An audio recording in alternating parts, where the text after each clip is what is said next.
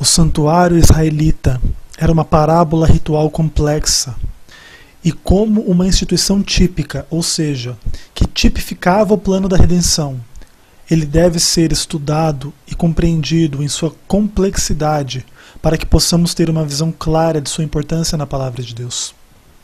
O conceito do santuário no Novo Testamento admite vários cumprimentos antitípicos para o santuário em duas ênfases principais.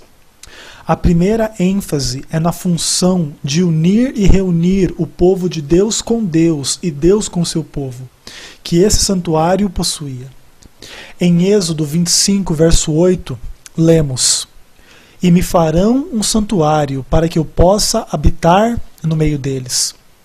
E em Levítico 26, 11 e 12, essa ideia é ampliada da seguinte maneira: "Porei o meu tabernáculo no meio de vós, e a minha alma não vos aborrecerá.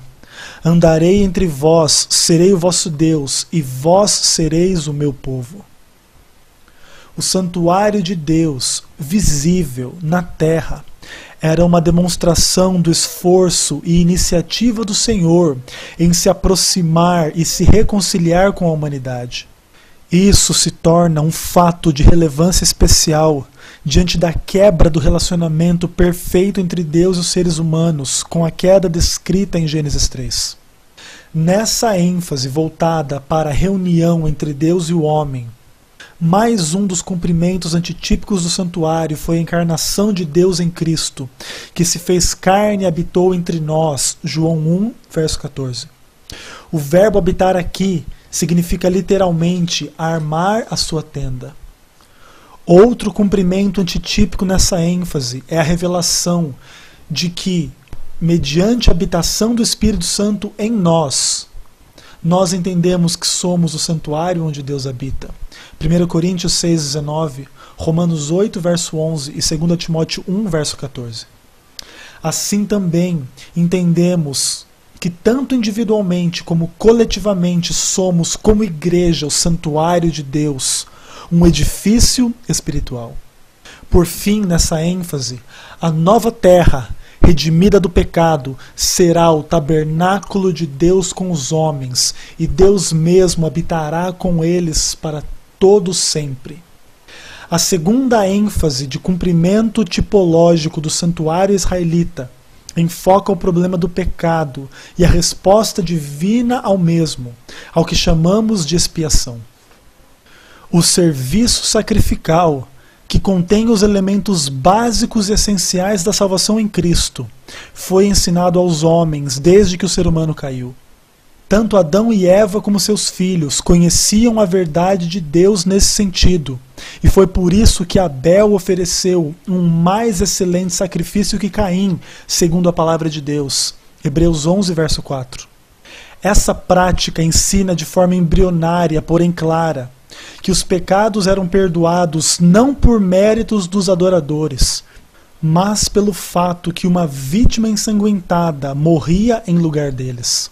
Assim, por meio desses tipos, os adoradores da antiga aliança eram ensinados dos princípios fundamentais da salvação pelo sangue de Cristo, o verdadeiro Cordeiro de Deus que tira o pecado do mundo. João 1, verso 29. Eram esses os sacrifícios praticados na era patriarcal por Jó, Noé, Abraão, Isaque e Jacó, e que depois seriam sistematizados e praticados no santuário israelita no deserto e depois então na terra prometida.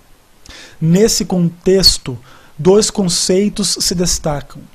O primeiro é a expiação pelo derramamento do sangue. Levítico 11:17 diz que o sangue fará expiação pela vida. E isso era uma profecia de que Cristo derramaria seu próprio sangue para perdoar, expiar os pecados da humanidade. O segundo conceito é da expiação pela mediação sacerdotal, onde o sacerdote administrava o sangue, Levíticos 4, verso 25 e 16, verso 27, para fazer expiação pelo pecador e pelo santuário, que é exatamente a obra que Cristo antitipicamente faz hoje no santuário celestial. Do ponto de vista tipológico, no que tange a expiação, os sacrifícios do tempo patriarcal e do tempo de Israel encontraram seu cumprimento real e antitípico na morte e ministério sumo sacerdotal de Jesus Cristo, segundo o livro de Hebreus no santuário celestial. E é pela fé que devemos segui-lo como nosso mediador, como nosso Senhor e como nosso Salvador, que agora comparece por nós diante de Deus. E a Ele oremos neste momento. Senhor, obrigado, porque o Senhor enviou Teu Espírito para revelar aos homens a Tua palavra, para revelar a eles o plano da salvação, e para que de posse desses conhecimentos pudéssemos ter certeza da Tua presença em nossa vida, do Teu cuidado por nós e do que tudo o Senhor já fez por nós em Jesus Cristo.